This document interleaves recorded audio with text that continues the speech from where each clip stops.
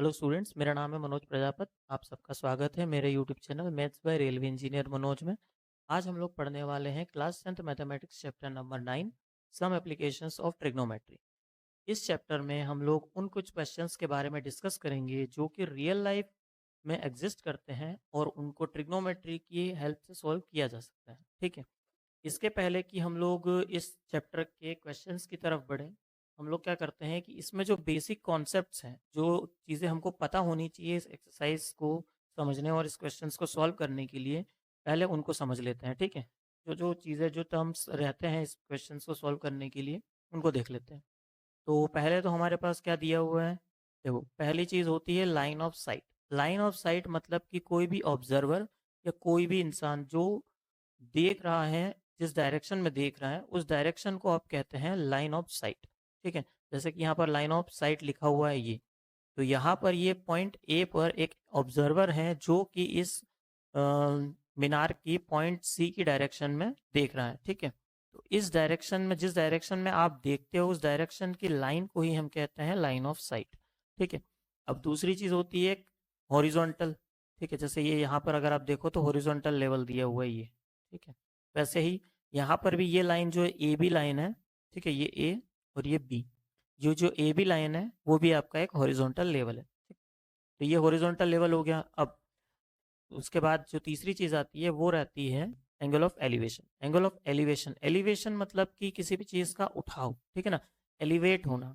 तो एलिवेट होने से ही ये चीज़, इस एंगल ऑफ एलिवेशन की डेफिनेशन क्लियर होगी कैसे, कि जैसे कोई चीज़ बॉटम से जब टॉप की तरफ जा रही होगी। ठीक है। जैसे ये लाइन ऑफ साइट जो है हमारी, वो बॉटम बी पॉइंट से सी पॉइंट की तरफ जा रही है। ठीक है ना, मतलब नीचे से ऊपर की तरफ उठ रही है। अगर आप देखो इसको, तो ये लाइन ऑफ साइट जो है वो नीचे से ऊपर की तरफ गई है। इसीलिए हमारा जो एंगल है यहाँ पर जो बन रहा है एंगल ए पर, ठीक है ना, पॉइंट ए पर जो ये एंगल बनेगा, उसी को हम लोग कहेंगे एंगल ऑफ एलिवेशन। ठीक है। जो ऊपर की तरफ उठ रहा है उसको एंगल ऑफ एलिवेशन कहेंगे। ठीक। वैसे ही एंगल ऑफ डिप्रेशन की डेफिनेशन है, डिप्रेस होना मतलब नीचे की तरफ दबना। ठीक है। जैसे वो ऊपर आपका देख रहे हो हॉरिजॉन्टल लेवल दिया हुआ है पॉइंट टॉप पर। ठीक है। अब ये जी चीज़ है, ये जो एंगल ऑफ साइट है हमारी लाइन ऑफ साइट, इसको अगर आप देखो तो ये नीचे की तरफ आ रही है। ठीक है ना, टॉप से नीचे की तरफ आ रही है लाइन ऑफ साइट हमारी। यहाँ पर अगर आप देखो तो एक बच्चा जो है वो टॉप के ऊपर, टॉप पर बैठा है, बिल्डिंग के टॉप पर, और नीचे का जो ऑब्जेक्ट रखा है उसकी तरफ देख रहा है। मतलब ऊपर से नीचे की तरफ इसका जो एंगल बन रहा है, तो एंगल ऑफ, इसीलिए इसको एंगल ऑफ डिप्रेशन कहते हैं। ठीक है। ये हो गया। उसके बाद एंगल ऑफ साइट हो गया, सॉरी लाइन ऑफ साइट हो गया। फिर यहाँ पर ये एक आपका हॉरिजॉन्टल लेवल। ठीक है। ये बेसिक चीज़ें क्लियर हो गई। अब एक चीज़ और देख लेते हैं छोटी सी, क्या, ये जो एंगल ऑफ डिप्रेशन होता है वो हमारा हमेशा एंगल ऑफ एलिवेशन के बराबर ही होगा। ठीक है ना। जैसे कि अगर आप यहाँ पर देखो तो ये एक हॉरिजॉन्टल लेवल है। ठीक है। और वैसा ही एक हॉरिजॉन्टल लेवल हमारे पास यहाँ पर भी है, ये वाला। ठीक है ना, ये हॉरिजॉन्टल लेवल और ये आपका हॉरिजॉन्टल लेवल। तो ये हॉरिजॉन्टल लेवल और ये हॉरिजॉन्टल लेवल एक दूसरे के, हॉरिजॉन्टल हमेशा एक दूसरे के पैरेलल रहेंगे। वैसे ही ये लाइन ऑफ साइट जो है तो आपका एक ट्रांसवर्स लाइन की तरह बिहेव कर रही है। तो एंगल ऑफ, तो ये पैरेलल लाइंस, दो पैरेलल लाइंस के बीच में जब एक एंगल, जब एक ट्रांसवर्स लाइन गुजरती है, तो जो दो एंगल बनते हैं इंटीरियर, अल्टरनेट इंटीरियर एंगल्स, वो दोनों हमेशा इक्वल होते हैं। तो उस थ्योरम से अल्टरनेट इंटीरियर एंगल्स जो है वो एक दूसरे से इक्वल रहेंगे, इसीलिए एंगल ऑफ डिप्रेशन और एंगल ऑफ एलिवेशन जो है वो हमारा हमेशा सेम रहेंगे। ठीक है। तो ये चीज़ें क्लियर हो गई। अब चलो चलते हैं क्वेश्चंस की तरफ। ठीक है। क्वेश्चन नंबर फर्स्ट, चलो देखते हैं क्वेश्चन नंबर फर्स्ट में क्या दिया हुआ है। इसमें दिया हुआ है a circus artist is climbing a 20 metre rope. ठीक है, 20 metre long rope which is tightly stretched and tied from the top of a vertical pole to the ground. Find the height of the pole if the angle made by the rope with the ground level is 30 degree. ठीक है। अब ये हमारा एक रोप दिया हुआ है 20 metre का है। ठीक है, एसी। तो एसी की, ठीक है, पहले लिख लेते हैं गिवन। गिवन क्या क्या, एसी। एसी कितना दिया हुआ है आपके पास, 20 मीटर, जो कि क्या है, एक रोप है। ठीक है। अब थीटा यहाँ पर हमारे पास कितना दिया हुआ है, एंगल ऑफ एलिवेशन,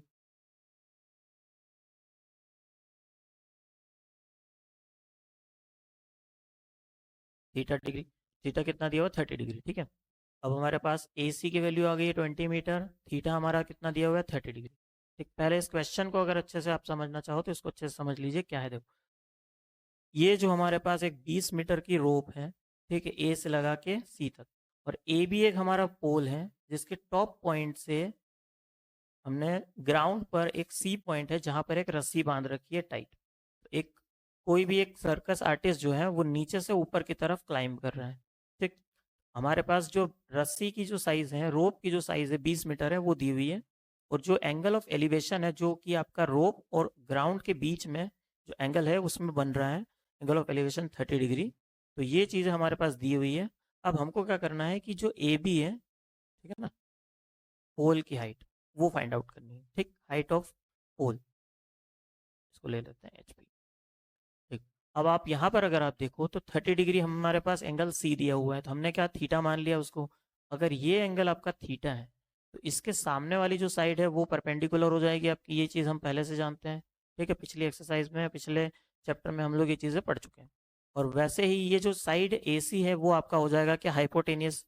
तो परपेंडिकुलर आपका क्या है AB, और ये B क्या है, AC क्या है आपका 20 मीटर जो है, वो हो जाएगा आपका हाइपोटेनियस।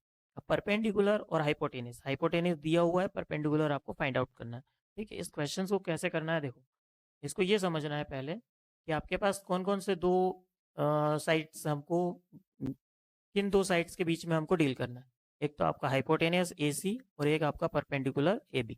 ठीक है, परपेंडिकुलर और हाइपोटेनियस और थीटा दिया हुआ है।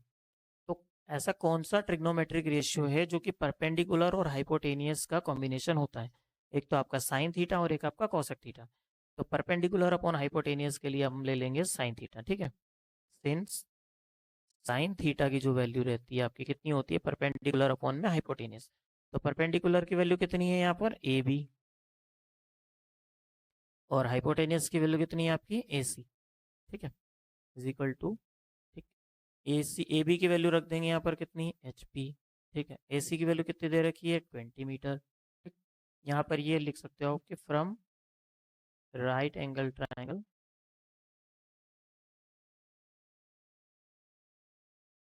ABC। ठीक है, हम लोग इस ट्रिग्नोमेट्रिक रेशियो का यूज़ कर सकते हैं। अब थीटा की वैल्यू कितनी है 30, तो थीटा की जगह 30 रख देंगे, साइन 30 इजिकल टू कितना आ गया आपका HP अपॉन में 20। ठीक है, अब साइन 30 की वैल्यू ट्रिग्नोमेट्रिक रेशियो टेबल जो रहती है उसमें से अगर आप देखोगे तो वैल्यू आती है आपकी 1/2। ठीक है, वैसे ही अब यहाँ पर क्या आ जाएगा HP अपॉन में 20। अब क्रॉस मल्टीप्लाई अगर आप करोगे तो कितना हो जाएगा ये HP की वैल्यू 20 इंटू 1/2। ठीक है, इसको अगर आप सॉल्व करोगे तो वैल्यू आएगी आपकी 10 मीटर। ठीक है, तो पोल हाइट कितनी आ गई आपकी, सॉरी 10 मीटर। ठीक है, चलो ये क्वेश्चन सॉल्व हो गया, कंप्लीट हो गया। इसमें कोई भी, अगर आपको कोई भी प्रॉब्लम हो तो आप कमेंट सेक्शन में कमेंट करके मुझे बता सकते हैं। इसको और अच्छे से क्लियर किया कर दूंगा मैं अगला कोई भी एक जो वीडियो बनाऊंगा उसके अंदर। ठीक है, नेक्स्ट वीडियोज़ में। चलो चलते हैं अब हमारे नेक्स्ट क्वेश्चन की तरफ। नेक्स्ट क्वेश्चन में क्या दिया हुआ है, क्वेश्चन नंबर 2। इसमें हमको दिया हुआ है कि a tree breaks due to storm and the broken part bend so that the top of the tree touches the ground making an angle 30 degree with it. The distance between the foot of the tree to the point where the top touches the ground is 8 meter. Find the height of the tree. ठीक है, सबसे पहले हम लोग ये देख लेते हैं कि हमको फाइंड क्या करना है। Find the height of the tree. ठीक है, हाइट फाइंड आउट करनी है।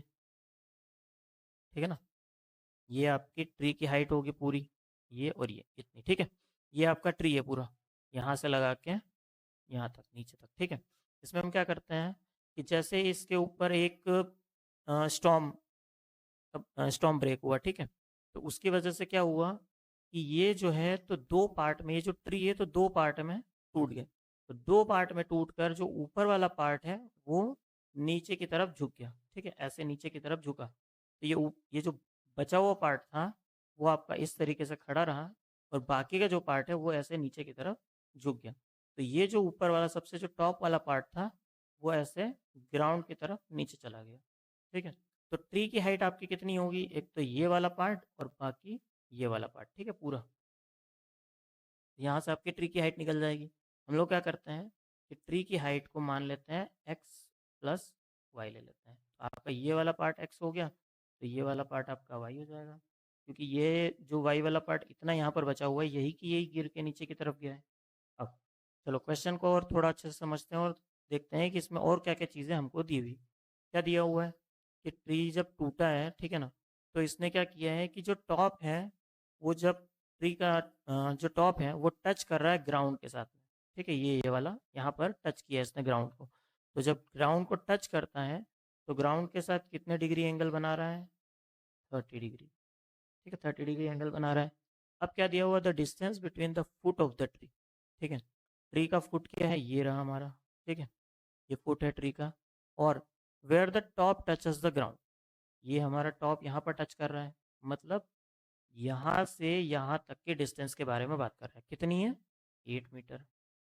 अब हम जानते हैं कि किसी भी राइट एंगल ट्राइंगल में अगर हमारे पास एक साइड दी हुई हो और एक एंगल दिया हुआ हो, तो हम सारे जो भी ट्रिग्नोमेट्रिक रेशियो से वो फाइंड आउट कर सकते हैं, और इस ट्राइंगल के जितनी साइड्स है जितने एंगल्स है वो सब फाइंड आउट कर सकते हैं, ठीक है।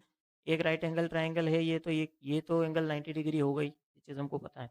अब अब हम क्या करेंगे, इस ट्राइंगल को नाम दे देंगे, ठीक है, ये दे दिया इसको ए, बी और सी, और ये ट्री का जो टॉप पार्ट है उसको हमने दे दिया डी। अब हम क्या करेंगे, इस क्वेश्चन को सॉल्व करेंगे, ठीक है। Let height of tree be h, ठीक है, is equal to x plus y, ठीक। अब from right angled triangle A B C,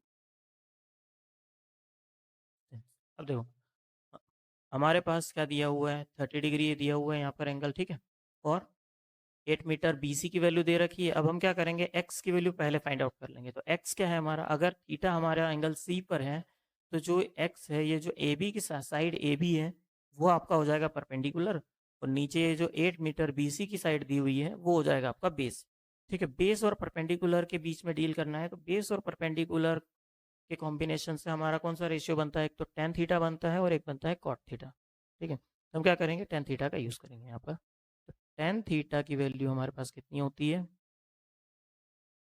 perpendicular upon में बेस, तो परपेंडिकुलर कितना है यहाँ पर हमारे पास, ए बी, ठीक है, और बेस कितना है हमारे पास, बी सी। ए बी की वैल्यू कितनी है हमारे पास, एक्स, बी सी की वैल्यू कितनी है हमारे पास, 8 मीटर, ठीक है, एक्स बाई 8 की वैल्यू आ गई। अब टेन थीटा, ठीक है, तो थीटा लिख लेते हैं, पर थीटा कितना दिया हुआ है, 30 डिग्री, ठीक है, तो टेन टेन लिख देंगे, 10 30 इज इक्वल टू आ जाएगा एक्स अपॉन में 8, ठीक है। अब 10 30 की वैल्यू अगर आप ट्रिग्नोमेट्रिक टेबल में देखोगे तो वैल्यू आएगी आपकी 1/√3 is equal to x upon में 8, ठीक है। इसको अगर आप क्रॉस मल्टीप्लाई करोगे तो एक्स की वैल्यू आएगी आपकी अपॉन में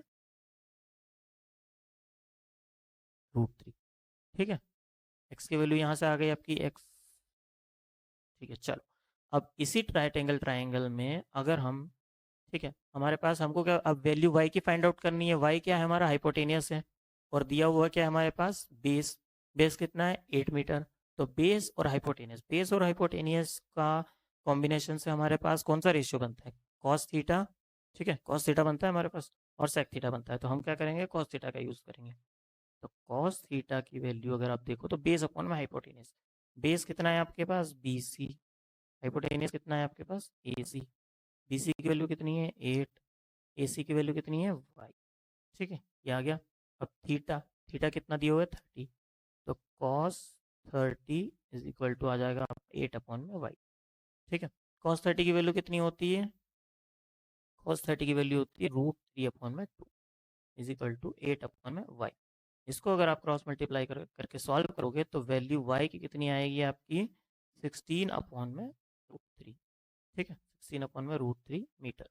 ये एक्स की वैल्यू भी मीटर के फॉर्म में लिखनी है। अब हमको फाइंड आउट क्या करना था, ठीक है, एक्स और वाई दोनों की वैल्यू फाइंड आउट करनी थी, दोनों को ऐड कर देंगे तो एच हमारा हाइट ऑफ ट्री आ जाएगा। एक्स की वैल्यू आ गई हमारे पास, वाई की वैल्यू भी आ गई। अब हम क्या करेंगे, हाइट फाइंड आउट करेंगे। ठीक है, तो x की वैल्यू कितनी है हमारे पास, x प्लस वाई। एक्स की वैल्यू कितनी है 8 अपॉन में √3 प्लस वाई की वैल्यू कितनी है आपकी 16 अपॉन में √3। ठीक है, टोटल दोनों को ऐड करेंगे तो वैल्यू कितनी हो जाएगी 24 अपॉन में √3। ठीक, मीटर। ठीक है, ये आ गया आपका हाइट ऑफ द ट्री। चलो क्वेश्चन नंबर 2 भी कंप्लीट हो गया। अब चलते हैं क्वेश्चन नंबर 3 की तरफ। क्वेश्चन नंबर 3 में क्या दिया हुआ है। ठीक है, चलो ये जो वीडियो है हमारा थोड़ा लॉन्ग होने वाला है, क्योंकि हम इस ये हमारा एक तो पहला वीडियो है चैप्टर नंबर 9 का, और इसमें हम लोग जो है तो बेसिक से क्वेश्चन को समझते हुए और सॉल्व करते जाएंगे, जिससे कि सारी चीज़ें क्लियर हो हमारी। ठीक है, अब देखो क्वेश्चन नंबर 3 के अंदर क्या दिया हुआ है। A contractor plans to install 2 slides for the children to play in a park for the children below the age of 5 years. She prefers to have a slide whose top is a height of 1.5 meter and is inclined at an angle of 30 degree to the ground. Whereas for elder children, she wants to have a steep slide at a height of 3 meter and inclined at an angle of 60 degree to the ground. What should be the length of the slide in each case? देखो इस question में सिर्फ इतना सा है कि एक park है, उसमें एक कॉन्ट्रैक्टर जो है तो 2 तरह की स्लाइड्स बना रहा है। स्लाइड्स मतलब फिसल पट्टी, जो बच्चे जिस पे खेलते हैं। ठीक है, अब इसमें क्या कर रहा है वो कि 5 साल से कम के जो बच्चे हैं उनके लिए जो हाइट है उसकी, वो आपकी दे रखी है कितनी, 1.5 मीटर। ठीक है, देखिए राइट एंगल ट्राइंगल ले लिया है जिसका हमने नाम दे दिया है ए, बी और सी। इसकी हाइट हमने ले ली 1.5 मीटर। ठीक है, और inclined at an angle of 30 degree to the ground. ठीक है, ये ध्यान जरूर रखना है, टू द ग्राउंड। अगर टू द ग्राउंड दिया हुआ है तभी हम ग्राउंड से 30 डिग्री लेंगे, वरना अगर टू द टॉप और डिप्रेशन का एंगल दिया हुआ है तो हम यहाँ पर लेंगे कहीं पे। ठीक है, यहाँ पे ये ध्यान रखना। अभी यहाँ पर नहीं दिया हुआ है तो हम इसको हटा देते हैं ताकि कोई कन्फ्यूजन ना हो।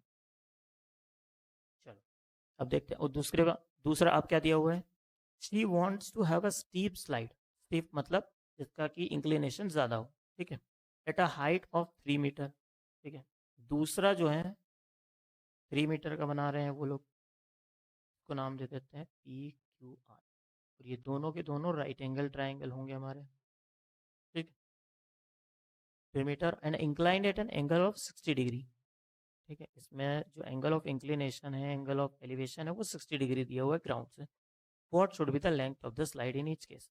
तो दोनों ही केस में हमको स्लाइड की लेंथ फाइंड आउट करनी है। मतलब पहले केस में हमको क्या फाइंड आउट करना है, AC फाइंड आउट करना है, और दूसरे केस में हमको फाइंड आउट करना है क्या, ठीक है ना। सिंपल है, इसमें और कुछ नहीं करना है। आपको एंगल दिया हुआ है, हाइट दी हुई है, इसमें भी एंगल दिया हुआ है और हाइट दी हुई है। ठीक है, परपेंडिकुलर।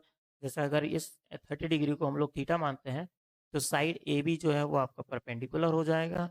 और ठीक है, और ये जो AC है जिसको फाइंड आउट करना है वो आपका हो जाएगा हाइपोटेनियस। वैसे ही PQ जो है वो आपका परपेंडिकुलर हो जाएगा, और यहाँ पर PR जो फाइंड आउट करना है वो आपका हो जाएगा हाइपोटेनियस। ठीक, तो वैसे ही अब चलते हैं क्वेश्चन को सॉल्व करते हैं।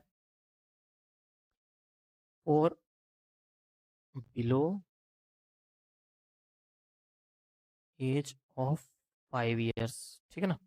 5 years के बिलो एज के लिए फ्रॉम राइट एंगल ट्राइंगल कौन सा है, राइट एंगल ट्राइंगल हमारा क्या है, ABC। ठीक है, राइट एंगल ट्राइंगल ABC ले लिया हमने। अब इसमें अगर आप देखो तो हमको परपेंडिकुलर दिया हुआ है और हाइपोटेनियस फाइंड आउट करना है। तो परपेंडिकुलर और हाइपोटेनियस से रिलेटेड हमारा कौन सा रेशियो होता है, परपेंडिकुलर अपॉन हाइपोटेनियस की वैल्यू आती है आपकी sine theta. We know that. ठीक है, वी नो दैट आप लिख लीजिएगा। साइन थीटा की जो वैल्यू होती है वो आपकी होती है परपेंडिकुलर अपॉन हाइपोटेनियस। तो यहाँ पर इस ट्राइंगल में अगर आप देखोगे तो परपेंडिकुलर क्या हो जाएगा आपका AB। ठीक है, अपॉन में AC। ठीक है, तो अब AB की वैल्यू कितनी है आपके पास 1.5 मीटर, और AC की वैल्यू कितनी है, AC की वैल्यू हमने कुछ नहीं है तो हम यहाँ पर AC ही लिख लेते हैं इसको। ठीक है, अब साइन थीटा। ठीक है, यहाँ पर पहले वाले एंगल में थीटा कितना दिया हुआ है, मतलब पहले वाले ट्राइंगल में ABC में 30 डिग्री दे रखा है हमको। ठीक है, तो यहाँ से हम लोग थीटा 30 डिग्री ले लेंगे, तो sine 30 is equal to 1.5 upon AC।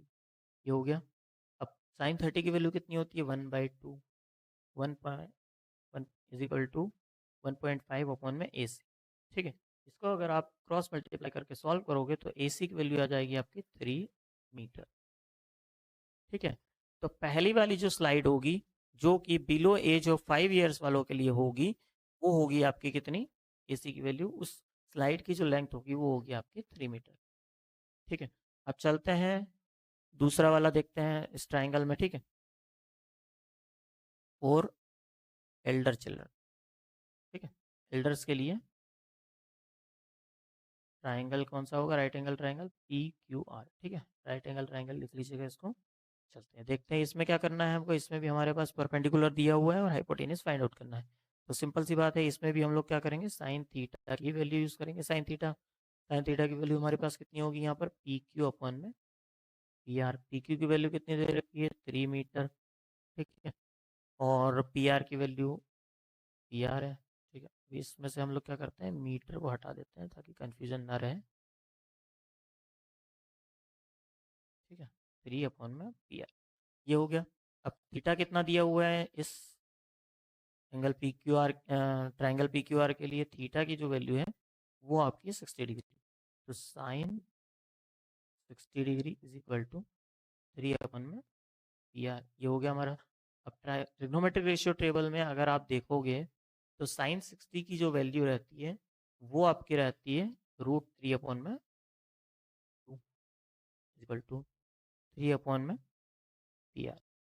ठीक है, इसको अगर आप क्रॉस मल्टीप्लाई करके सॉल्व करोगे तो पी आर की जो वैल्यू है वो आपकी आ जाएगी 2√3 मीटर। ठीक है, तो एक तो आपकी जो बिलो एज ऑफ 5 ईयर्स है उसकी जो स्लाइड की जो लेंथ है ए सी वो रहेगी आपकी 3 मीटर, और दूसरा जो अबाव 5 ईयर्स वाले हैं या एल्डर्स हैं, ठीक है, उनके लिए पी आर, ठीक है, ये जो स्लाइड लेंथ रहेगी वो रहेगी 2√3 मीटर। चलो, ये क्वेश्चन भी कंप्लीट हो गया। अब चलते हैं नेक्स्ट क्वेश्चन की तरफ। क्वेश्चन नंबर 4 में हमारे पास क्या दिया हुआ है, the angle of elevation of a top of a tower from a point on the ground which is 30 meter away from the foot of the tower is 30 degree, find the height of the tower। देखो, अगर इस question में आपको कुछ समझ में नहीं आ रहा है कि किस घुमा के इस क्वेश्चन की बात की है, ठीक है, तो पहले हम क्या करते हैं कि एक राइट एंगल ट्राइंगल बना लेते हैं ए बी और सी। अब इसमें क्या करना है, find the height of the tower. तो हाइट फाइंड आउट करनी है, तो हाइट हमेशा आपका ये जो परपेंडिकुलर साइड होगी वही होनी चाहिए। ठीक है, मैक्सिमम टाइम पर यही हाइट रहती है, अगर आप इसको दूसरे केस में नहीं देख रहे हैं तब। ठीक है ना, हाइट के लिए हम हमेशा परपेंडिकुलर लाइन ही यूज़ करते हैं। तो हाइट हमको फाइंड आउट करनी है, तो हम क्या करते हैं, ये टावर ले लिया, इस टावर की हाइट है। ठीक है, बी जो है आपका बॉटम पॉइंट है और ए जो है आपका टॉप पॉइंट है। अब देखो, angle of elevation of the top of A tower from a point on the ground. ठीक है, तो ये पॉइंट, ये टॉप पॉइंट है और ये आपका हो गया सी। ठीक है, ग्राउंड पे पॉइंट कौन सा है आपका, सी। अब क्या दिया हुआ है, which is 30 metre away from the foot of the tower. Foot कौन सा है टावर का, ये रहा बी। ठीक है, पॉइंट सी ये रहा, तो ये जो पॉइंट सी है वो आपका 30 मीटर अवे है। ठीक है, क्या दिया हुआ है, ये tower from a point on the ground. ठीक है, from a point on the ground C which is 30 metre away from the foot of the tower. तो ये जो पॉइंट है सी वो 30 मीटर अवे है, इससे 20। ठीक, विच और इज 30 डिग्री। ठीक, ये जो एंगल ऑफ इंक्लिनेशन की बात की है ना, एंगल ऑफ एलिवेशन, वो आपका यहाँ पर दिया हुआ है। बस इस क्वेश्चन को थोड़ा सा घुमा के दिया हुआ है, बाकी इसमें कोई भी टफनेस है नहीं इस क्वेश्चन के अंदर। तो ये आज जो आपका एंगल है, वो जो एंगल ऑफ एलिवेशन आपको मैंने बता दिया है पहले ही स्लाइड में, पहले जो बेसिक कॉन्सेप्ट होता है उसमें, कि हमेशा नीचे वाला जो पॉइंट होगा उसी पे एंगल ऑफ एलिवेशन रहेगा। ठीक, एंगल ऑफ एलिवेशन आपका 30 डिग्री आ गया, और आपका बी और सी के बीच में जो डिस्टेंस है वो दे रखी है 30 मीटर। अब आपको फाइंड आउट करना है ए बी की वैल्यू, एच मतलब, ठीक है ना, हाइट फाइंड आउट करनी है, हाइट ऑफ द टावर, इसको ले लेते हैं एच टी। ठीक है, अब ए बी आपका परपेंडिकुलर हो जाएगा अगर एंगल सी 30 डिग्री है आपका, और ये अगर आपका थीटा है तो, ठीक है ना, ये आपका थीटा है, थीटा ये हो गया, तो ए बी आपका क्या हो जाएगा, परपेंडिकुलर, और बी सी क्या हो जाएगा आपका बेस। परपेंडिकुलर और बेस के कॉम्बिनेशन से हमारा कौन सा रेशियो बनता है, tan थीटा। तो पहले हम लोग क्या करते हैं, लिख लेते हैं इसमें कि let tower height be h T,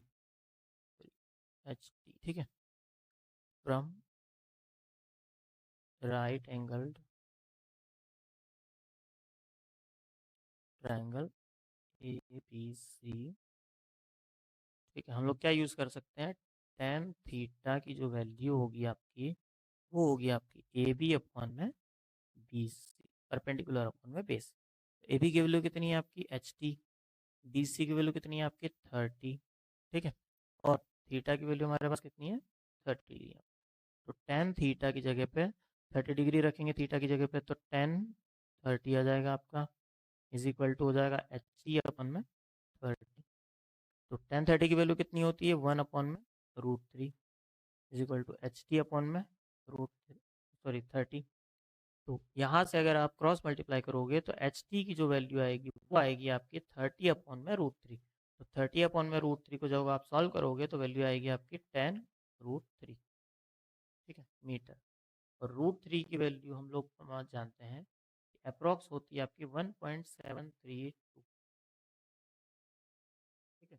इसको अगर आप फर्दर सॉल्व करोगे तो एच टी की जो वैल्यू रहेगी वो आपकी रहेगी 17.32 मीटर अप्रॉक्स, ठीक है। ये अप्रॉक्स लिखना नहीं भूलना है क्योंकि हमारे पास कोई एग्जैक्ट वैल्यू नहीं है √3 की, इसलिए ये सिग्निफिकेंट है पॉइंट के 2 डिजिट के बाद में, इसीलिए हम लोग 17.32 मीटर अप्रॉक्स लिखा है। चल क्वेश्चन नंबर अगला देखते हैं, अगला क्वेश्चन नंबर क्या दिया हुआ है, क्वेश्चन नंबर 5। क्वेश्चन नंबर 5 में क्या दिया हुआ है देखो, इसमें हमने एक राइट एंगल ट्राइंगल पहले से बना के रख लिया है यहाँ पर, ठीक है। इसमें क्या दिया हुआ है कि kite is flying at the height of 60 metre above the ground. अब 60 मीटर अबव द ग्राउंड और हाइट दिया हुआ है, ठीक है ना। इसमें इस चीज़ को इससे कंफ्यूज नहीं करना है कि ये वाला जो साइड है, ठीक है, जैसे ये फॉर एग्जांपल इसको ले लेते हैं ए बी और सी, ठीक है। इसमें ये कंफ्यूज नहीं होना है कि जो ए सी है वो हमारा 60 मीटर दिया हुआ है, नहीं, हाइट दी हुई है, मतलब हाइट हमारा हमेशा ये परपेंडिकुलर वाली साइड होगी वही होगी, ठीक है, ए बी। तो ए बी की वैल्यू हमको कितनी दे रखी है 60 मीटर, ठीक। चलो, the string is attach to the kite is temporarily tied to a point on the ground, ठीक है। तो मान लेते हैं कि जैसे हमारा जो एक पतंग है, काइट है, वो हमारी यहाँ कहीं पर होगी इस ए पॉइंट पे, ठीक है। तो इस ए पॉइंट पे होगी, और ये जो ए सी स्ट्रिंग है वो हमारा एक नीचे ग्राउंड पर एक पॉइंट है जहाँ पर इसको हमने टाई कर दिया है, ठीक है। इसको हमने यहाँ पर गाड़ के इस स्ट्रिंग को यहाँ पर टाई कर दिया है, और ये पतंग हमारी यहाँ पर टंगी हुई है, ठीक। अब क्या दिया हुआ, the inclination of the string with the ground is 30 degree. अब ये जो इंक्लिनेशन है, ठीक है, इंक्लिनेशन हो गया, एंगल ऑफ एलिवेशन हो गया, वो कितना दिया हुआ है 60 डिग्री। किससे है ये, किसके रिस्पेक्ट में है, ग्राउंड के रिस्पेक्ट में। ग्राउंड क्या है हमारा बी सी, ठीक है। चलो, तो ये हमारा पहले हम लोगों ने इसमें एक ट्राइंगल, राइट एंगल ट्राइंगल के फॉर्म में इस क्वेश्चन को कंप्लीट कर लिया है, इसका डायग्राम अच्छे से बना लिया है, इसको समझ लिया है। इस क्वेश्चन को सबसे पहले समझना जरूरी है, उसके बाद में आप डायग्राम बनाओ, ठीक है, उसके बाद ही आप अच्छे से सॉल्व कर सकते हो। तो अब हम क्या करेंगे कि हमको फाइंड आउट क्या करना है, ठीक है, find the length of the string assuming that there is no slack in the string, ठीक है। जब भी पतंग उड़ती है तो अगर आपने ध्यान दिया हो तो जो स्ट्रिंग रहता है, जो धागा रहता है, वो हल्का सा लटका हुआ टाइप का रहता है, लेकिन इसमें दिया हुआ है कि वो बिल्कुल स्ट्रेट है, ठीक है, उसमें कोई स्लैक नहीं है, इसीलिए इसको हमने एक स्ट्रेट लाइन माना है। तो हमको क्या फाइंड आउट करना है, ठीक है, ए सी की फाइंड आउट करना है, इसको हम लोग मान लेते हैं एल, ठीक है। Let length of